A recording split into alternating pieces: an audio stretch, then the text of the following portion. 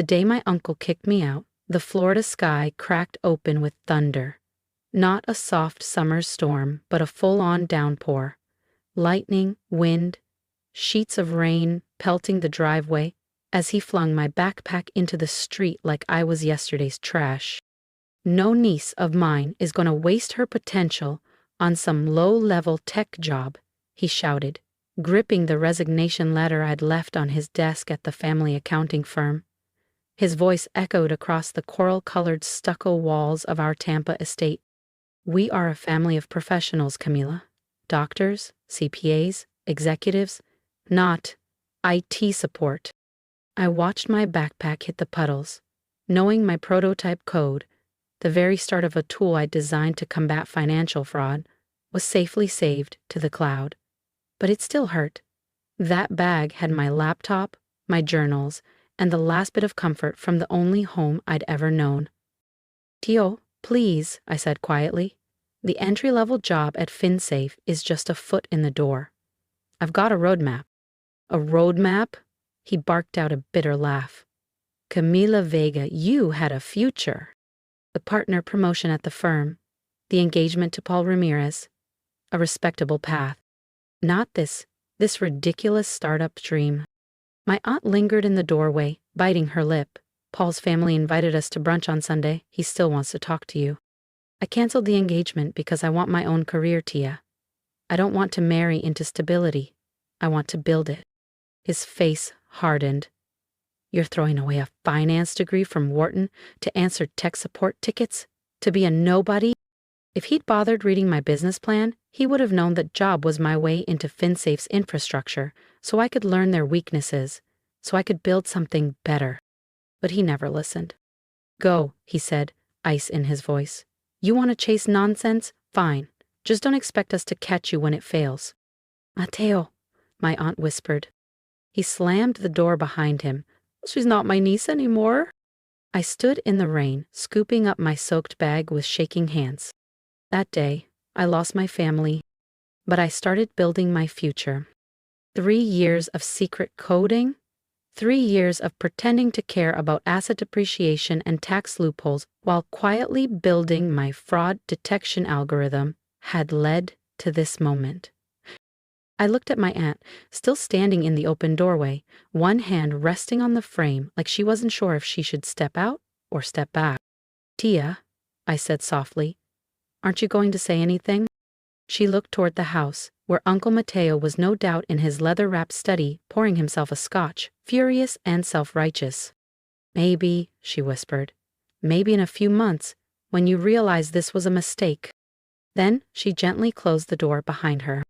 I turned back to the house I'd grown up in. Spanish tiles, palm-lined driveway, and the Vega and Vega CPA sign shining next to my uncle's Lexus.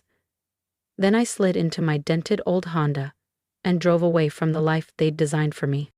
My new place wasn't much. A converted guest house in an aging Tampa suburb with unreliable plumbing and roaches the size of golf balls. But it had fiber internet and just enough room for my monitors and towers. The entry-level tech support job at FinSafe paid scraps, but I wasn't in it for the money.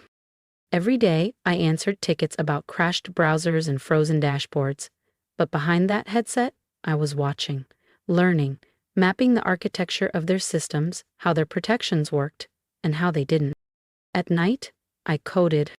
The algorithm I started building in Excel macros during audit reviews was evolving.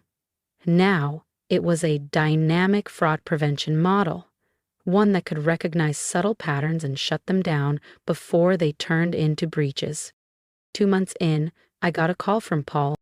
Camila, this has gone far enough. My father says your uncle might take you back. We can still do the wedding, just put this fantasy behind you. I hung up, blocked his number. 6 months after I left, it happened. During a random QA scan, my tool flagged a buried exploit in their system, something their top-tier defenses had missed. Quietly, I reported it. 2 days later, I was summoned to a glass-walled office overlooking downtown. Mrs. Alvarez, the head of cybersecurity, folded her hands. Can you explain how you found this? I met her eyes. Actually, I've been developing a new protocol. I can show you. 3 hours later, I walked out with my first development contract. Small, but it was mine. Enough to leave support and go full-time into building what I believed in.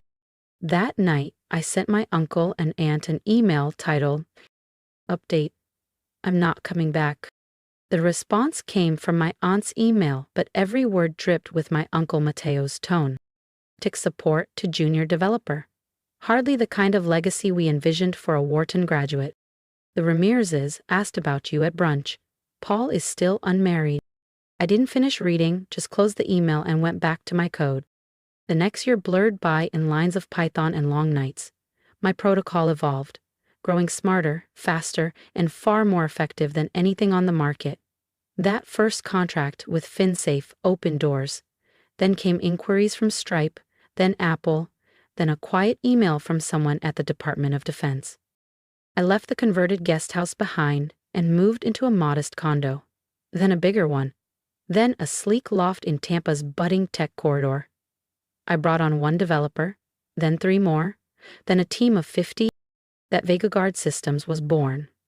But I kept my name off every filing.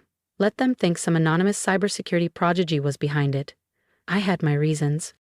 My aunt's messages trickled in every few months, mostly links to bar association galas or articles about Paul Ramirez's political ambitions. I archived them without opening a single one.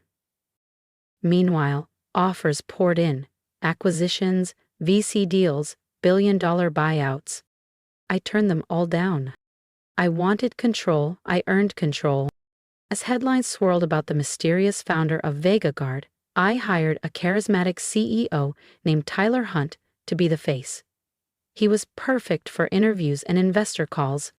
I stayed underground, coding, testing, improving. One afternoon, my chief of staff, Serena, knocked and peeked into my office. "Camila, Forbes is asking again. They're doing the 30 under 30 list." "Tell them to talk to Tyler," I said, eyes still on my screen. "They don't want Tyler, they know. They're publishing with or without you." I froze. "How?" I asked.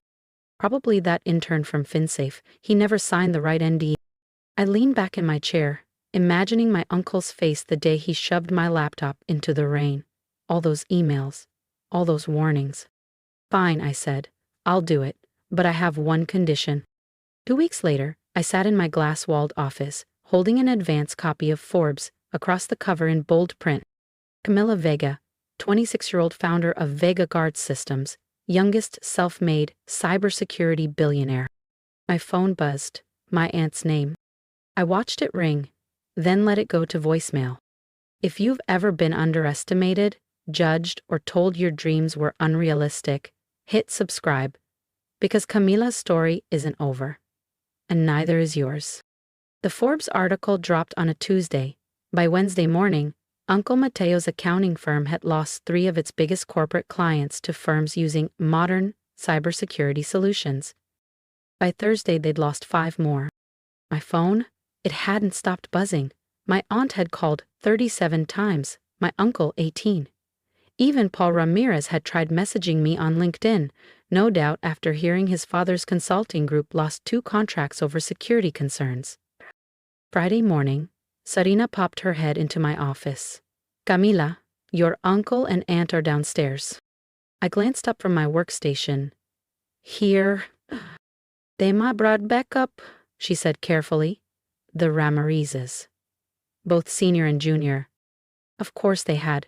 This wasn't a family visit. This was business. Desperate, last-ditch business. "They're not on the schedule," I said, tightening the belt on my blazer. "No, but your uncle tried to strong-arm the security team with legal jargon. Your aunt's crying." I turned toward the window. 3 buildings now bore VegaGuard's logo. "Send them up," I said, "and activate Protocol Rosa."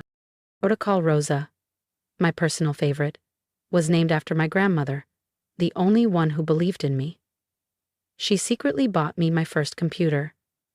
Now her name was tied to a live visual demonstration of every breach we'd prevented in the last 24 hours. As the elevator climbed to the 30th floor, screens across my office lit up in sync. Attack maps, defense logs, live comparisons between compromised firms and our protected partners. The doors opened. Uncle Mateo barged in first, gripping Forbes like a legal brief. My aunt trailed behind, eyes red and tearful.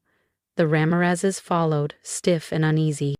"How dare you," Mateo barked. "How dare you humiliate this family like this?" "Humiliate?" I asked, eyes calm. "By creating a billion-dollar company that protects firms like yours from hemorrhaging clients? Do go on." "You lied to us?" my aunt cried. "All this time, pretending to be some IT assistant?" "I never lied. You just never asked." I glanced at Paul, too busy forwarding articles about Paul's career or pushing brunch invites to notice what I was building. Paul stepped forward, smile rehearsed. "Camila, come on. Maybe we can realign our goals, merge our interests." "A merger," I echoed, then gestured at the glowing displays. "No one skips the audit," I said, "not even family." I smiled. Cool. Measured. Even for family there were limits. "We're not just any potential clients," Uncle Mateo snapped. "We're your family. You owe us." I rose from my chair slowly. "Do I?" I walked around my desk, facing him directly. "Let's talk about what I owe you. Should we start with the day you tossed my things into the rain? Or maybe when you told everyone at the Gulf Shore Country Club I was having a breakdown? Or how about when you tried to have me declared legally incompetent just so I couldn't touch my trust fund?" His face darkened. "That was for your own good. You were throwing away a future." "A future you planned," I said, pressing a button on my desk. The screens behind me shifted, now showing VegaGuard's real-time stock value and total market valuation. The numbers blinked, bold and impossible to ignore. "You mean this?" I gestured. "The company valued higher than every accounting firm in this city combined? The system protecting 80% of Fortune 500s? The technology behind a new $2 billion 0 cents federal contract?" My aunt collapsed into a chair, her silk scarf balled in her hand. "But why didn't you tell us?" "Were you really going to listen?" I asked, folding my arms. I remember clearly. Uncle Mateo said I wasn't his niece anymore, that no family of his worked in IT. "That was 3 years ago," she whispered. "We were worried." "No, you were worried about appearances. About the broken engagement with Paul? And what the neighborhood would say." Paul stepped forward, still trying to salvage his charm. "Camila, we can move past that. Let's grab dinner, talk it over." I hit another button. A contract appeared on the wall-sized screen. "This is VegaGuard's standard audit agreement," I said calmly. "If your firms want to work with us, you'll sign this. The fee is $50,000, 0 cents per audit, non-negotiable." "50,000?" Judge Ramirez stammered. "That's extortion." "Actually, it's a bargain," I replied. "Ask the clients you've lost." I returned to my desk. "Serena will send over the paperwork. Standard processing is 6 to 8 weeks." "Weeks?" Mateo shouted. "We're bleeding clients now." "You should have thought of that before dismissing cybersecurity as beneath you. Now, if you'll excuse me, I have a board meeting." "Camila Isabella Vega," my aunt said, her voice trembling. "This isn't over." "It is," I said, nodding to the security team near the elevator. "They'll show you out." "Oh, and that reserved parking spot at Vega and Vega? You might want to reassign it. The Vega name's got more weight in tech now." After they left, Serena brought in a fresh coffee.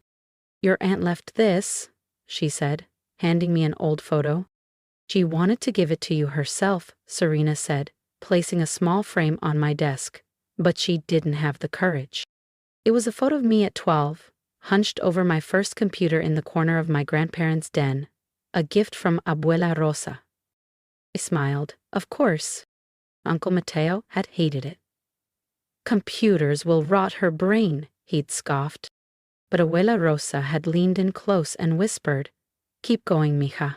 Then she slipped me books about logic gates and C++ under the table at family dinners. "Some people build empires with spreadsheets," she'd told me. "You'll build yours with code." I propped the photo beside the Forbes cover on my desk. On one side, a 12-year-old girl dreaming in front of a clunky monitor. On the other, a woman who turned those dreams into billions. The following weeks brought wave after wave of attempted reconciliation. My aunt emailed daily, shifting from guilt to bargaining to subtle manipulation. Uncle Mateo's firm submitted to our full audit, paid in full. Paul Ramirez sent a sleek, cherry-red Tesla to my building. I donated it to a local girls in tech nonprofit. I stayed focused. We rolled out a revolutionary new protocol integrating adaptive AI, acquired 2 bleeding-edge startups. My net worth quietly doubled, then tripled. But none of it distracted me from the date I'd circled in my calendar and heart, Abuela Rosa's birthday, the first since she passed. I visited her grave alone, placing a bundle of roses and a laminated copy of the Forbes issue beside her headstone. "You were right, Abuela," I whispered. "I built something bigger than they ever imagined." I stood in silence until I sensed movement behind me. "Aunt?" She looked smaller somehow, older, not scolding, not polished, just unsure. "The roses," she said gently. "That computer was her idea." "I know," she insisted. "Said she saw something in you. I was against it, but she said you had fire, the kind she recognized." She held out another photograph. Abuela and me, both laughing, wires tangled between us. "She left this for you. And?" "A letter." She hesitated. "I was supposed to give it to you, if you ever succeeded. But I didn't think you would, not in tech." I unfolded the note in Abuela Rosa's looping script. "Mi Camila, if you're reading this, you've already proven them wrong. I always knew you. Your parents don't know," the letter read. "They never understood that true success isn't about following traditions. It's about creating new ones. Prove them wrong, mi niña brillante. Then prove them right about one thing, that you're still their daughter, even if you chose a different path. Love, Aina Abuela Rosa." I looked up at my aunt, really looked at her, for the first time in years. The tight perfection of her hair and pearls couldn't hide the weariness or the weight of regret behind her carefully curated posture. "I have a board meeting in an hour," I said, folding the letter with care and slipping it into my desk drawer. "But maybe we could get coffee next week. Just us?" Her eyes welled. "I'd like that." It wasn't forgiveness. Not yet. But maybe it was the start of something new. That evening, I added 2 things to my office wall. Abuela's letter, and the photo of us at my first computer. Between them, I framed a single page of code, the original build of the protocol that started it all. My phone buzzed. "Serena, your uncle's firm passed the audit. Approved the client agreement?" I glanced at the wall, 12-year-old me grinning at a CRT monitor. The Forbes cover. The letter that told me I'd make it, long before I did. Me. Add a clause. They have to update the parking permit first. VegaGuard Systems has a nice ring to it. Because sometimes success isn't about proving them wrong. Sometimes it's about proving yourself right. And sometimes, just sometimes, it's about building your own way home. Even if it takes a billion-dollar bridge to get there. If you've ever been underestimated, pushed aside, or told your dreams didn't matter, I hope my story reminded you that quiet strength is still strength. I built something powerful when no one believed in me, not to prove them wrong, but to prove me right. Leave a comment below. Share your story, your turning point, or simply a word of encouragement. I read them all.